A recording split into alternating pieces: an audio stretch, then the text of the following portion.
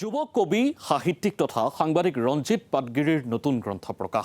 প্ৰকাশ পাইছে ৰঞ্জিত পাটগিৰিৰ জেওৰা শীৰ্ষক উপন্যাস মঙলবাৰে পাণবজাৰস্থিত ৰেখা প্ৰকাশনত উন্মোচন কৰা হয়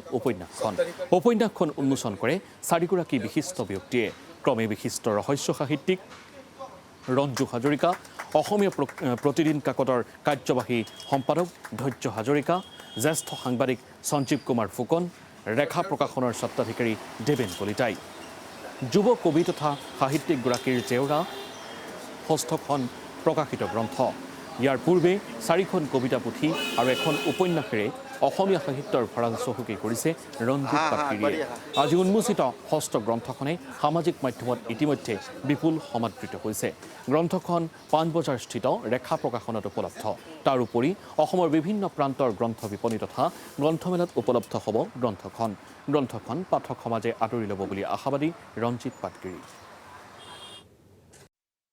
জেওৰা নামটোৱে মোক বহুত দিনৰ পৰা আকৰ্ষিত কৰি ৰাখিছিলে ফেচবুকতো দেখিছিলোঁ আৰু আমাৰ ৰেখা প্ৰকাশনৰ স্বত্বাধিকাৰী দেৱেন কলিতা দেৱকো সুধিছিলোঁ যে কিতাপখন কেনেকুৱা কৈছে ভাল কিতাপ আপুনি পঢ়ি খুব ভাল পাব মোৰ খুবেই ভাল লাগিছিলে আৰু নৱপ্ৰজন্মৰ লেখকসকল এনেকৈ আগবাঢ়ি অহাটো মই বহুতেই ভাল পাওঁ আজিকালি মোবাইলৰ যুগ ফেচবুকত উপন্যাস লিখে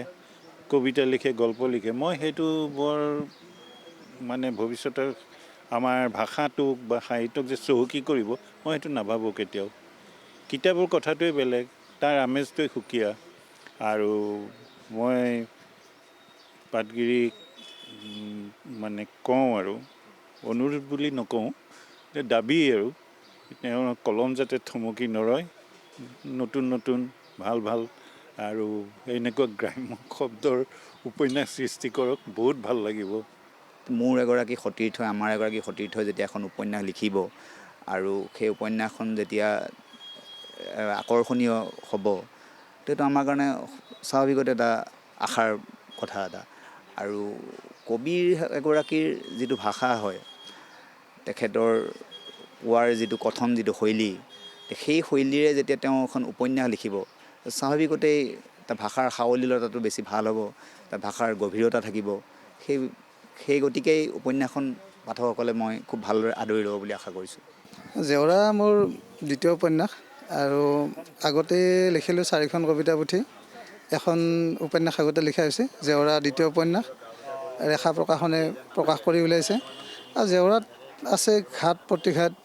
বিশ্বাস প্ৰেম ভালপোৱা সমাজৰ বিভিন্ন দিশ সামৰি জেওৰা লিখি উলিওৱা হৈছে আশা কৰোঁ পাঠকে আদৰি ল'ব আৰু বিশেষকৈ জেওৰাত যিটো চৰিত্ৰৰ কথোপকথন এটা মই বেলেগ আমি সাধাৰণতে যেনেকুৱা ধৰণে কথা পাতোঁ জেওৰাৰ চৰিত্ৰসমূহৰ মাজত সেই কথোপকথন এটা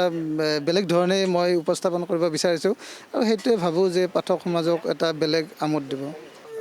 পুথিখন ৰেখা প্ৰকাশনৰ পাণবজাৰ ইয়াত ষ্টলত পাব আৰু অসমৰ বিভিন্ন জেগাত ৰেখা প্ৰকাশনৰ ষ্টল যায় গোটেই গ্ৰন্থমেলাবিলাকত পাব আৰু বাকী গ্ৰন্থ বিপণীসমূহতো পাব অন্যান্য